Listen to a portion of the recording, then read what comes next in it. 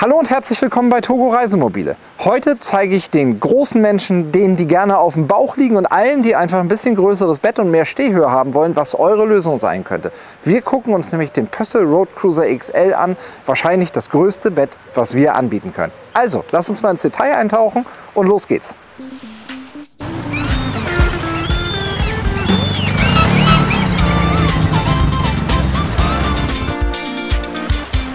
Bevor wir hier richtig anfangen und Bettenmaße nehmen, ich habe heute mal dran gedacht, hier gleich mein Lasermesser mitzunehmen, damit wir da von innen vernünftig Maße nehmen, gehen wir einmal kurz von draußen drauf ein, was wir hier haben. Wir haben einen Pössl Road Cruiser XL.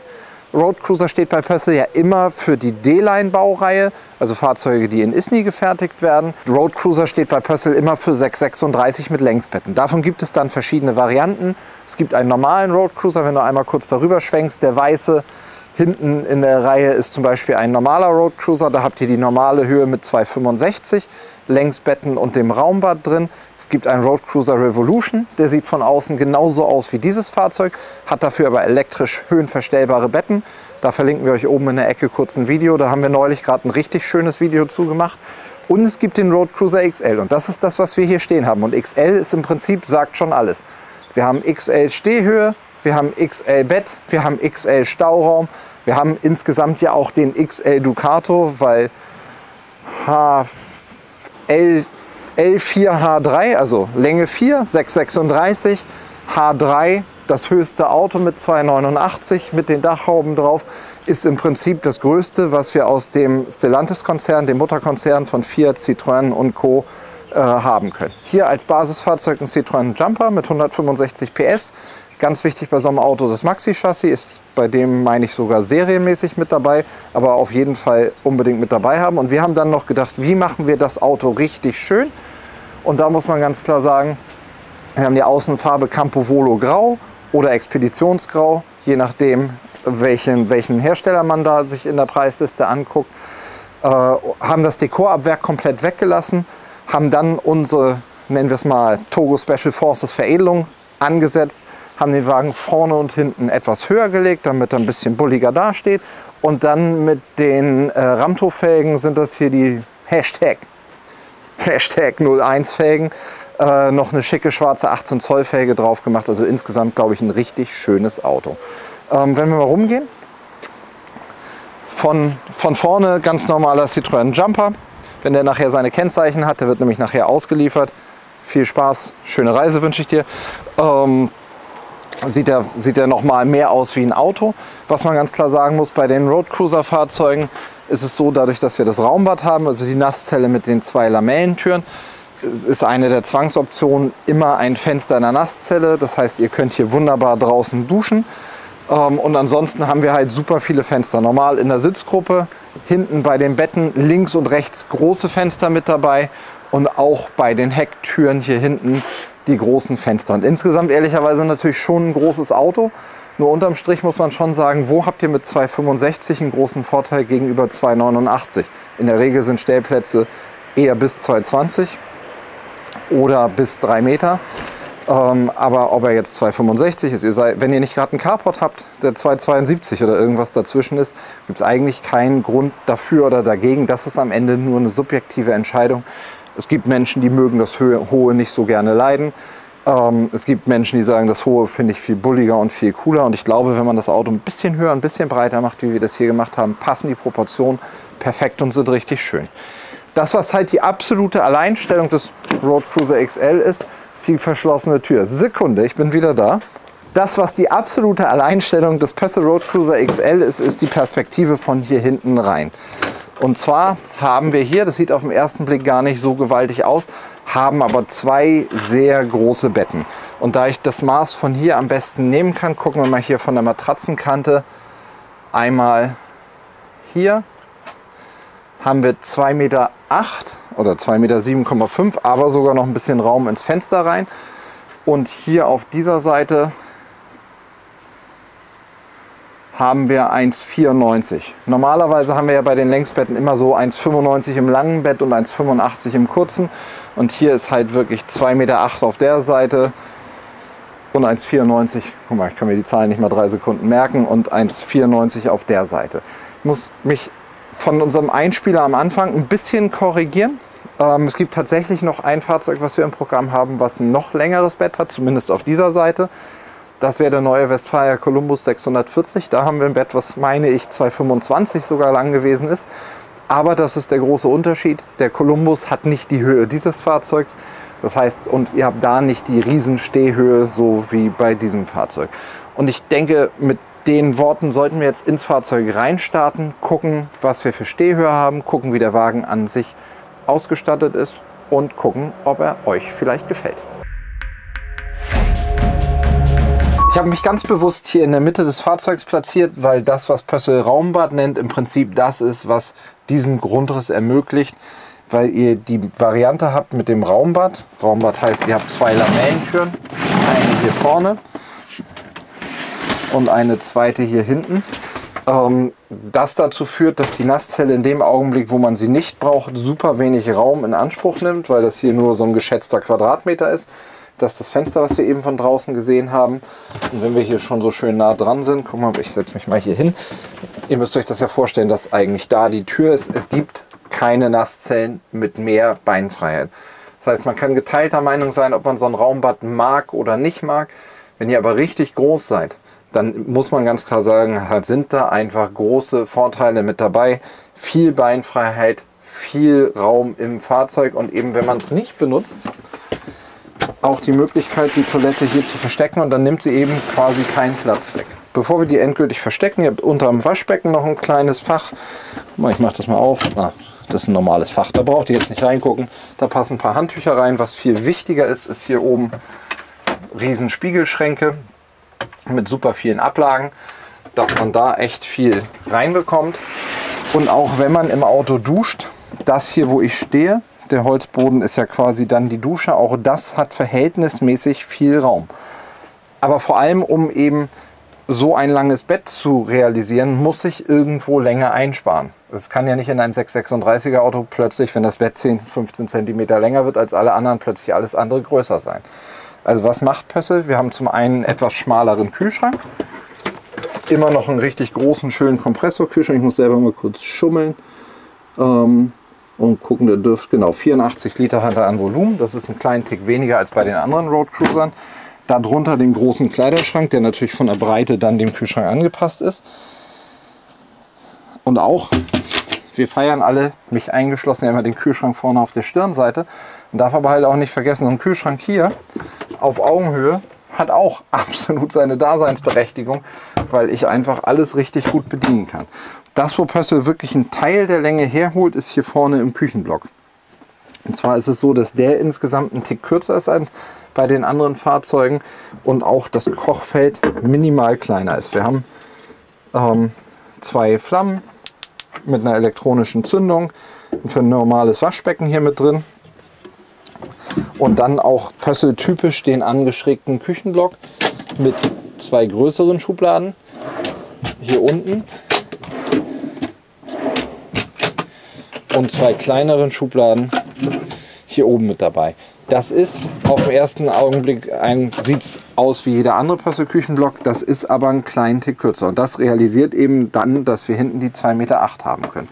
Und wenn jemand 2,8 Meter als Liegelänge haben will, dann gehen Pössl davon aus, dass man in der Regel auch Stehhöhe braucht. Ihr könnt ja mich mit meinen 1,92 als Referenz nehmen, mit Schuhen an, auf dem Deckel der Duschwanne und hier oben auch noch ein Brett drin, habe ich immer noch super viel Raum.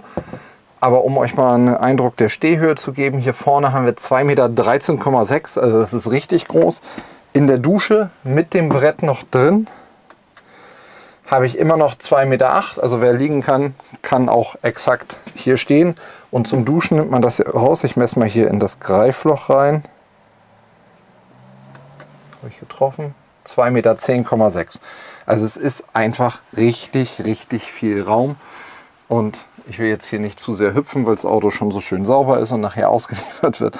Aber man könnte hier auch ein bisschen Hüpftraining und all solche Dinge machen. So, Küchenblock haben wir gesehen, da oben sind normale Fächer, was bei H3-Autos, wir kommen mal einmal hier nach hinten bitte, auch immer noch ein Riesenpunkt ist, dass natürlich durch die große Nase vorne, wir hier vorne einfach einen gewaltigen Stauraum haben und auch alle anderen Fächer in der Sitzgruppe und im Bettbereich deutlich mehr Stauraum haben, weil das sozusagen die normalen Stauräume sind, die ihr in jedem Roadcruiser habt. Und dadurch, dass das Auto eben knappe 20 cm höher ist als alle anderen, haben wir hier unten noch die großen Ablagen mit der Rutschkante hier davor. Also auch nochmal richtig schön viel Stauraum. So, ich würde vorschlagen, wir machen es uns mal gemütlich, gucken uns an, was dieses Auto, so wie es hier steht, jetzt ungefähr kostet. Und dann nehmen wir nochmal die letzten Maße und gucken uns den Bettbereich von oben und unten nochmal im Detail an. Ihr habt schon viel gesehen. Das, was ihr hier als Möbelbau seht, ist das Holzdekor Elegance. Elegance heißt, wir haben das leicht gräuliche Holz mit den weißen glänzenden Klappen. Für das kommende Modelljahr 25, wir sind ja genau auf der Grenze, dass man sagt, wir haben noch die 24er Autos, so wie das hier steht. Die 25er klopfen wir aber im Prinzip schon an. Technisch gesehen ändert sich bei den D-Line-Autos erstmal gar nichts. Die Autos bleiben exakt so. Es gibt auch größtenteils die gleichen Grundrisse weiter. Was sich halt ändert, ist das Basisfahrzeug. Die Citroën Space Tourer Fahrzeuge, Space Tourer, das ist der kleine wie ein VW-Bus. Die Citroën Jumper Fahrzeuge werden zum kommenden Modelljahr einen massiven Preisanstieg wahrscheinlich bekommen, weil wir dort den Angleich zwischen Citroën und Ducato eben haben, plus die normale Preiserhöhung. Also da gehen wir schon vom knackigen Schritt aus. Wenn man einen Roadcruiser XL auf Fiat-Basis sich anschaut, wird der Preisanstieg nicht ganz so groß sein. Aber im kommenden Jahr sind die Autos eben komplett deckungsgleich, was das Basisfahrzeug angeht. So wie das Auto hier steht, haben wir mit 3,5 Tonnen Maxi-Chassis, 165 PS als Basisfahrzeug, einen Grundpreis von 60.499 €. Dann ist das Auto schon relativ rundum sorglos ausgestattet. Wir haben Klimaautomatik, eine größere Lichtmaschine, elektrisch beheizt und verstellbare Außenspiegel, LED-Tagfahrlicht, Nebelscheinwerfer, Lederlenkrad, Fahrerhausverdunklung, Ladebooster, all solche Sachen mit dabei in dem sogenannten All-In-Paket von Pössl. Außenfarbe heißt, wie gesagt, bei Citroën Expeditionsgrau, bei Fiat Campovolo Grau, ist aber eigentlich die gleiche Farbe. Wir haben ein RDKS, also Reifendruckkontrollsystem, Traction Plus, eine Anfahrhilfe. Wir sehen den Polsterstoff Timeless. Haben eine Bettverbreiterung hier vorne, die zum einen diesen Schwenktisch, was Pössl so schön Alternativtisch nennt, mit beinhaltet, dass man auch, wenn man auf dem Beifahrersitz sitzt, gut mit rankommt. Oder wenn man am Tisch mal hier Homeoffice. Das sind die modernen Zeiten. Nehmt euch euren Laptop, nehmt euch ein Wohnmobil, am besten von Togo, und dann arbeitet aus dem Wohnmobil am Strand. Da hinten die Ost-Nordsee oder welches Meer auch immer, da vielleicht die Berge und hier der Laptop, das wäre doch ein Arbeitsplatz. Vielleicht hat da ja jemand Lust zu.